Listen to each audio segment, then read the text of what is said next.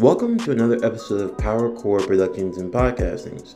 I'm your host, Jerron Harrington, back to hit you another video. And today, we're going to be continuing the Naruto Yokai series, What If Saskue Uchiha Was a Girl, Part 6. Now, as we get towards the end of the first half of this series that covers the Part 1 of Naruto, with Part 7 being the finale, this will be the uploading schedule for this week. As you know, Part 6, that you will be listening to in a few moments, will be coming out today. Tomorrow, we'll be doing a What If one-shot episode. On Wednesday, we will have the conclusion of this series with Part 7. On Thursday, there will already be a pre-recorded What If one-shot episode, Episode 4, that will come out that morning, as I will be working on the finishing touches for What If Naruto Was in High School DxD, the movie Sins of the Past, the finale, that will be roughly a 2-hour event that will be coming out Friday afternoon. So that will be the prime focus, as this will be more of a wrap-up week than anything else, as we finish the first half of Naruto Yokai, and we wrap up the Naruto High School DxD story for a while now. And then going into next week, we'll be continuing other various projects, such as What If Deku Was a Power Ranger, as well as starting some new series as well. And the official reboot for What If Spider-Man Was in ReZero, The Princess and the Spider, will also be kicking off next week as well, so stay tuned for that when that comes out as well. So that is mainly everything that we're going to be working on this week, finishing up the first half of Naruto Yokai, and wrapping up What If Naruto Was in High School DxD, as well as having 2 What If one-shot episodes as well. Keep in mind, if you have any ideas for a What If one-shot, please put it down in the comment section below. However, What If one-shots are not combination what ifs, so I don't take 2 fandoms and put them together or anything special. A What If one-shot is essentially a one-shot. It doesn't have multiple parts or anthology. It's just a little special, something that you can listen to and think about yourself as I go over a what if scenario in any particular anime.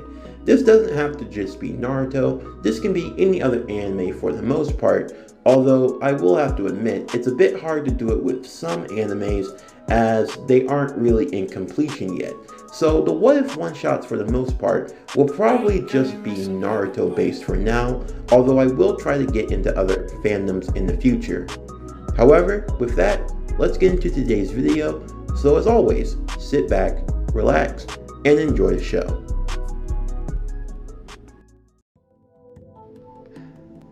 Following the death of the 3rd Hokage, the village hidden in the leaves would be in a time of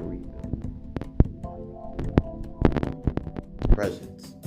In fact, taking the same, if not the double amount of missions that they normally would, not wanting to appear weak after the death of their Kage.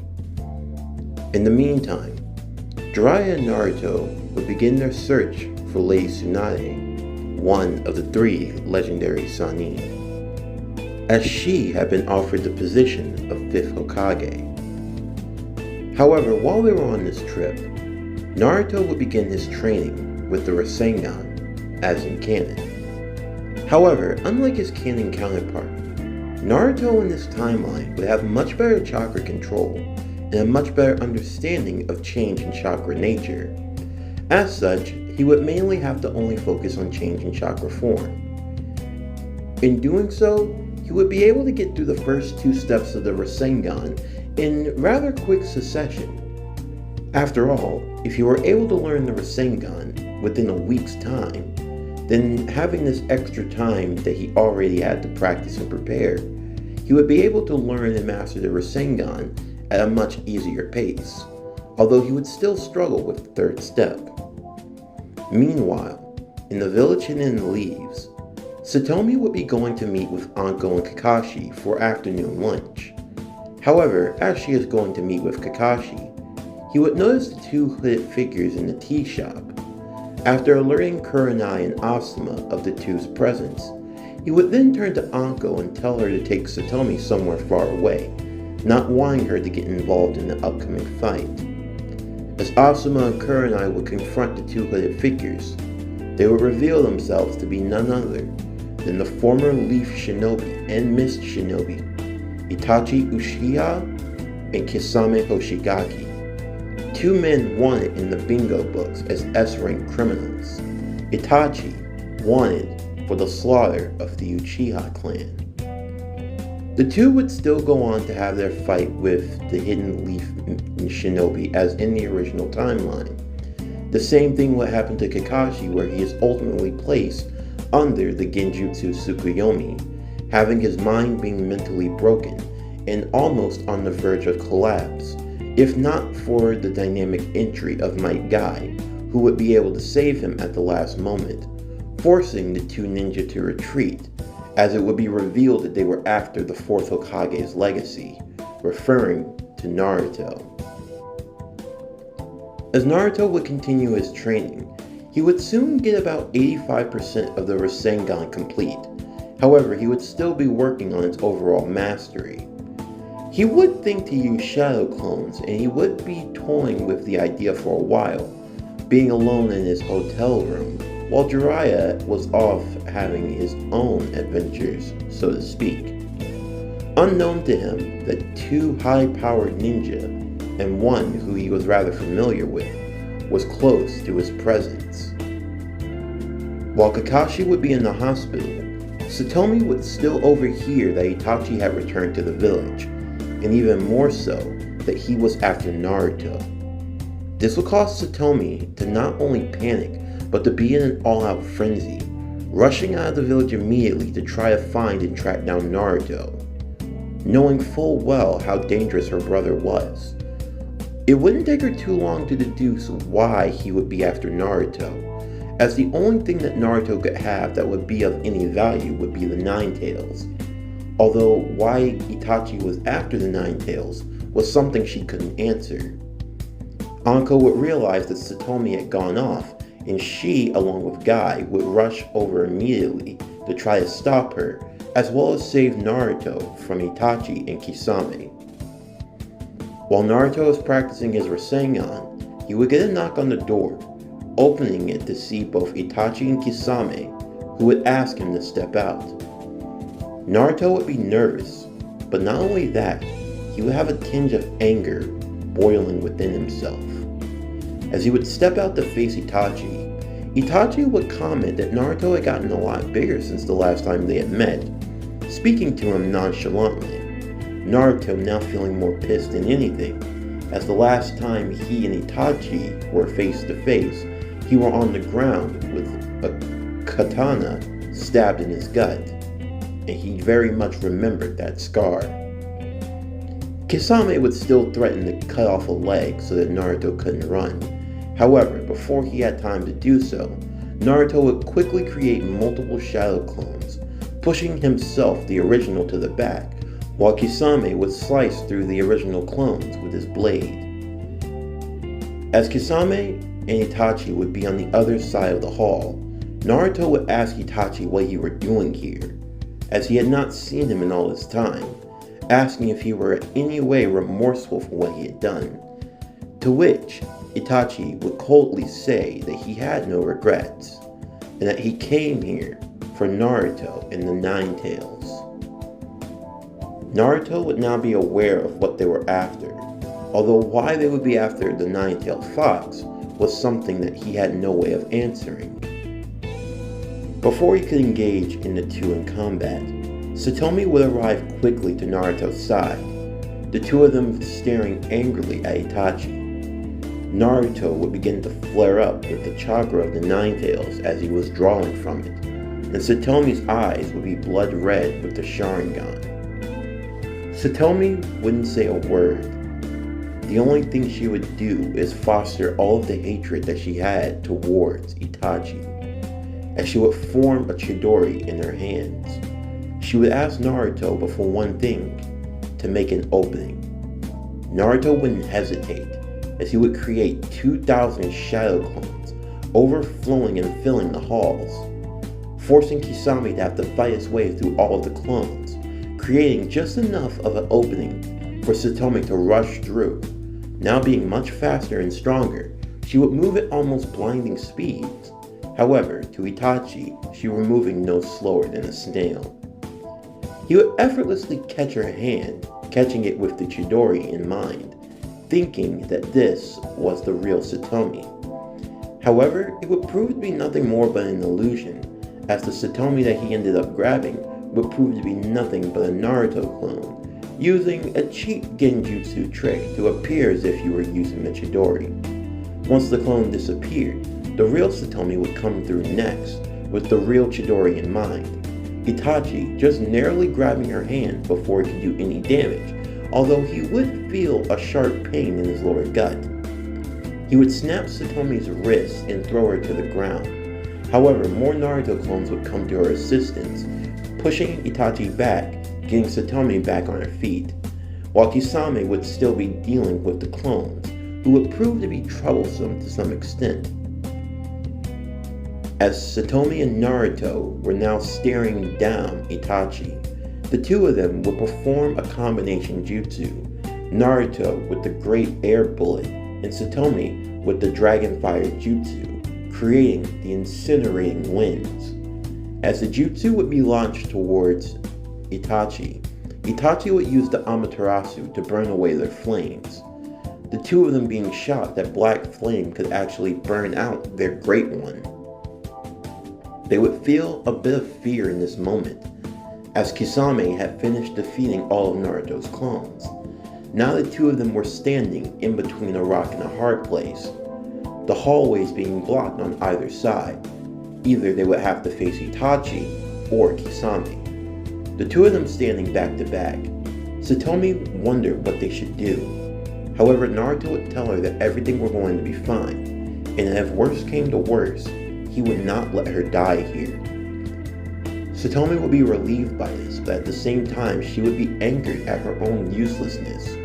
However, before the fight could continue any longer, Jiraiya would appear into the hallway as well.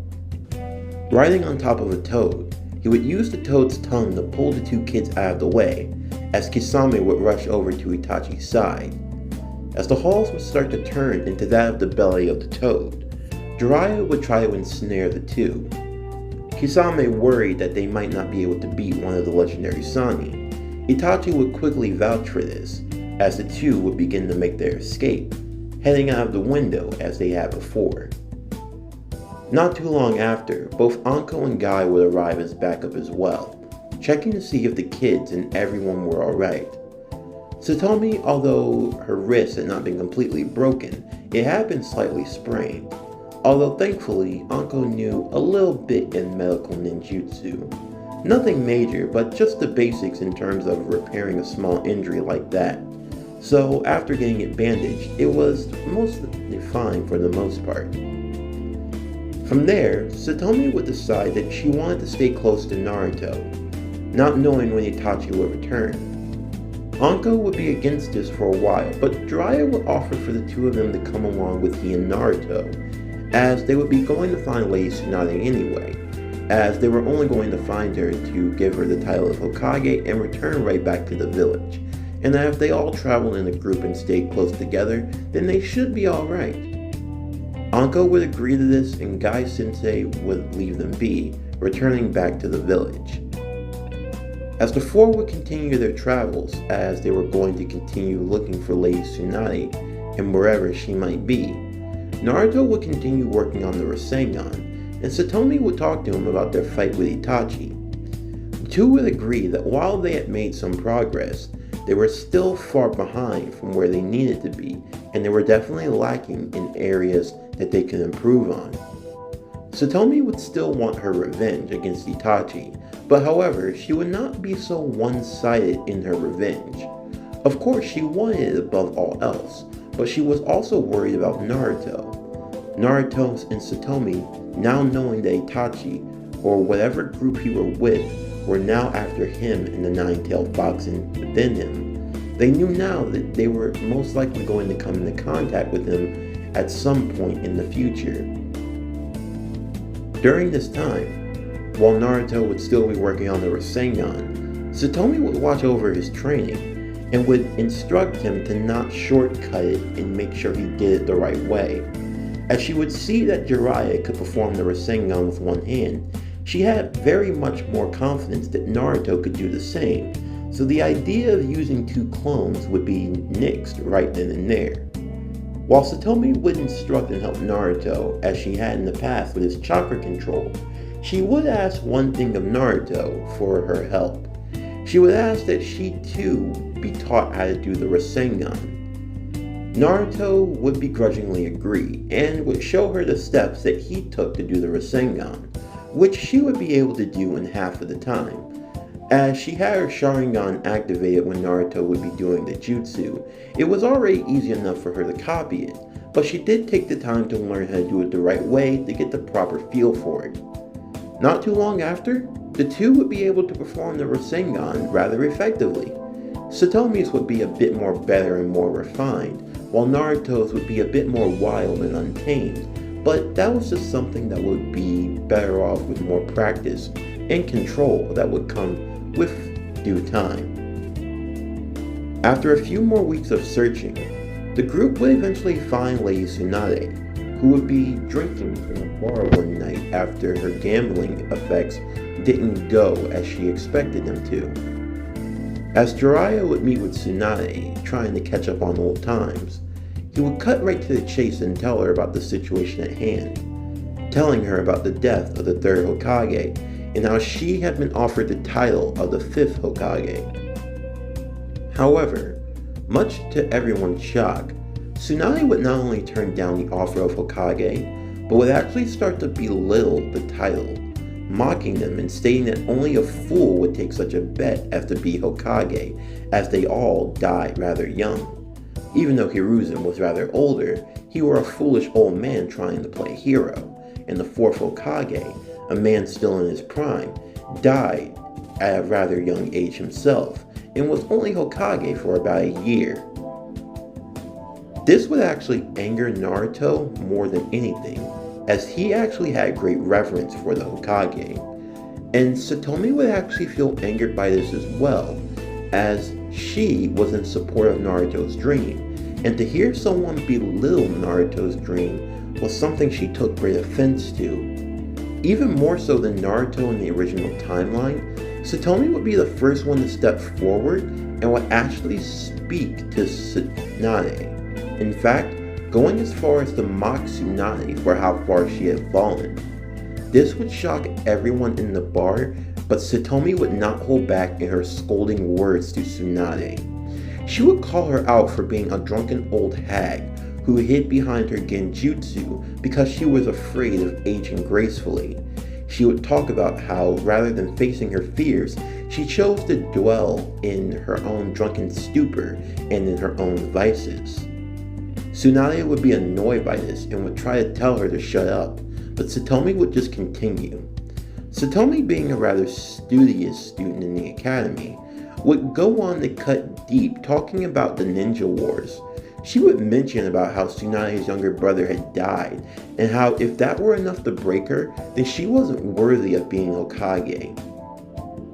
Jiraiya would try to tell Satomi to be quiet, knowing that mentioning Nawaki was not a wise move, as it was a sensitive subject for Tsunade. But Satomi, she didn't want to stop. She would just continue.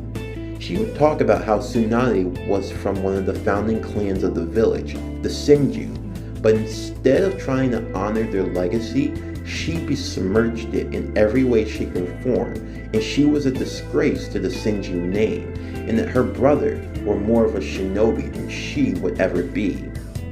Tsunade would punch a hole in the wall, telling Satomi to watch her words, but Satomi would just look with a smug grin on her face. She would continue on telling her that her lifestyle and her choices showed that she was not worthy of being Hokage, because only those who were truly worthy of being Hokage were those who could accept that responsibility and pain. She would say that if Tsunade were so upset and angered, then she should do something about it, because Satomi had been through her own fair share of heartbreak. She lost her entire clan, and it was at the hands of her own brother. If anyone had an excuse to be drinking from the bottle, it would be her. But no, she wasn't doing that. She was training. She was working hard, because she was going to get her revenge, and she was going to avenge the name of the Uchiha and bring it back to prominence. She wasn't going to stew in her own despair like Tsunade was, and as far as she was concerned, she had no qualms with talking down to Tsunade because Tsunade had already thrown herself in the gutter a long time ago, and that if her brother were alive today, he would be disgusted at the old hag and pathetic excuse of a shinobi that Tsunade passed herself off to be. Well, that would just be the feather that would break the camel's back. Tsunade would simply tell Satomi to come outside. Satomi would gladly walk out as the two girls would face off in combat. Naruto would now even be more worried than anything, and Jiraiya, Shizune, and Anko would also be worried. Satomi would not be impressed at all, as she would activate her Sharingan, and she knew fully well that the antics she had thrown at Tsunade had been on purpose to try to rile her up. And Tsunade's prowess, even though while being a bit buzzed, would still show in this fight, as her attacks were proving to be fatal, Satomi only having the Sharingan to just effectively dodge for the most part. While she would try to throw a few attacks her own way, Tsunade would be able to brush them aside, the two of them colliding a few times, while Tsunade would continue to beat down on Satomi. Naruto asking for Tsunade to stop, but Tsunade had no intentions on doing so. Satomi would continually get back on her feet and would keep mocking Tsunade, knowing fully well that she planned to do this from the beginning, as she didn't see much in Tsunade that was worth respecting anyway. And plus, she had struck first blood, mocking the third Hokage, someone who meant a lot to Naruto and even to her herself, so in her mind she was more than justified. As the fight would continue, Satomi would create a smokescreen before forming first the Rasengan. She wanted to try it out, and she felt Tsunade would be a good test subject. As Tsunade would come through the smokescreen, unaware of what was behind Satomi's back, Satomi would then reveal the perfectly formed Rasengan, shocking Tsunade as she had to put more chakra into her fist in order to be able to punch back the attack, Satomi pouring everything she had into the Rasengan to see what it were truly capable of. In the collision, a great explosion would occur, pushing the two of them back.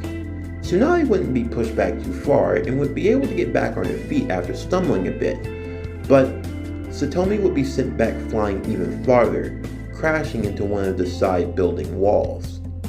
As she would just barely be able to stand, her Sharingan flickering in and out, Jiraiya would warn that Tsunade was going too far, but Tsunade would just continue walking forward. She would ask Satomi why she was going so far, why she would defend Naruto and the title of Hokage so much, especially for being an Uchiha. What on earth could it possibly mean to her? But however, Satomi would stand firm in her resolve. She would say that much like her, she was at a point in her life where she could have drowned in her own sorrow and misery, but that instead of doing so, she had someone in her life that cared for her. She had Naruto. Just like her, she had Jiraiya and plenty of other people in the village who would have been more than willing to stand by her, but she pushed them away. Satomi wasn't like her at all, because she wasn't going to push away Naruto. Naruto had saved her from that darkness, and as such, she wanted to repay him. Unlike her, she had respect for the Hokage, and she believed deep within her own heart that Naruto would be the greatest Hokage out of all of them that had ever existed, greater than even the mighty Senju himself. She had faith in Naruto, and she was going to follow him down until the very end, because unlike her, he had resolve. Tsunade would decide that she was going to test that resolve. She would charge forward towards Satomi, faster than Shizune, Jiraiya, and Anko could get to her, wondering just how strong her resolve was. Satomi would barely have any strength to move, and she could feel her neck beginning to well up in pain, feeling the curse marks, temptations, starting to take a hold of her. However, Before another collision could occur, Naruto would already be in between them, his arms outstretched, guarding Satomi, looking Tsunade dead in the eye, rather serious. Tsunade would ask Naruto if he really had such resolve to stand in front of her, and Naruto would say that he would do it 1,000 times over. Tsunade would warn that that type of attitude would get him killed, and that having that self-sacrificing mentality would make his dream of being Hokage rather short, as you can't become Hokage when you're dead. But Naruto would have a different approach in mind. He made it very clear that he was not going to die today or anytime soon. In fact, until he became Hokage, he was not going to die. Hearing these words, Tsunade couldn't help but seeing her own little brother and Don in Naruto. Seeing the resolve that he had, the true affirmation in his words and in his voice. She couldn't help but feel a bit of nostalgia and wanting to place her bets on someone just one more time. Instead of continuing the fight, Tsunade would give Naruto the necklace that she had been given to from the first Hokage, along with a kiss on his forehead, telling him that she was going to place her bets on him to become Hokage. With this declaration, Satomi would turn bright red at this, seeing Naruto getting kissed on the forehead by Tsunade and all. Even if she wasn't going to admit it outright, she didn't like the idea of anyone getting that friendly with Naruto, no matter how old or innocent they might be. Tsunade would then walk over to Satomi and apologize for what she had said, and Satomi would apologize as well, as Tsunade would get to work on healing Satomi right away. In the midst of the whole fight, Jiraiya and Shizune would be shocked, as they would see that Tsunade actually had some damage on her hand, and she was bleeding a little bit, but she wasn't afraid of the blood. It seemed as though her meeting with Satomi and Naruto had somehow shaken her of her fear, and she had now found a new resolve. As she finished healing up Satomi, and they would begin to rest in for the night, Tsunade and Jiraiya would talk to themselves.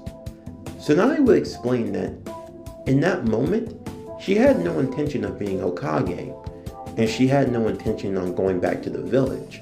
But seeing the resolve those two kids had, it really shook something within her. She wasn't sure how to describe it, but she just had a feeling that she could place her hopes in those two.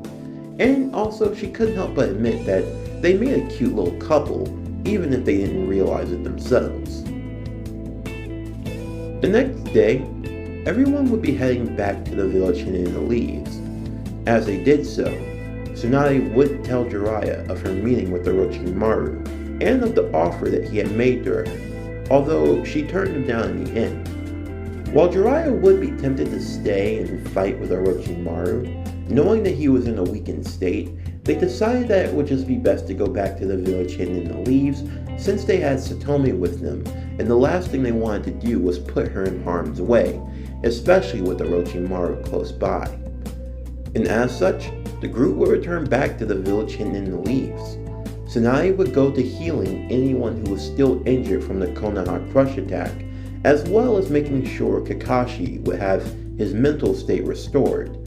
Anko, who would be extremely relieved that Kakashi were okay, would rush over to his side and give him a tight hug immediately.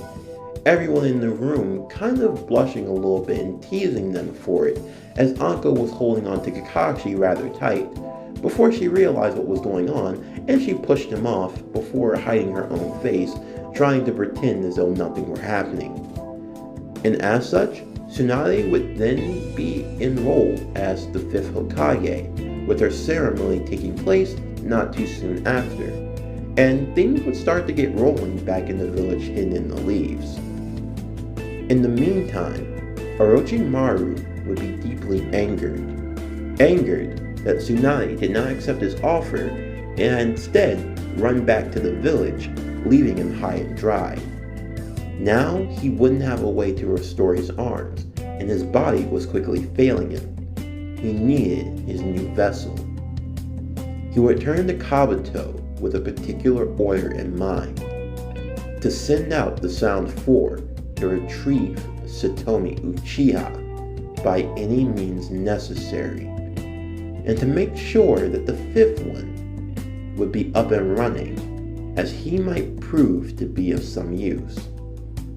Kabuto would do so, and the Sound 4 would be given their orders: the retrieval of Satomi Uchiha.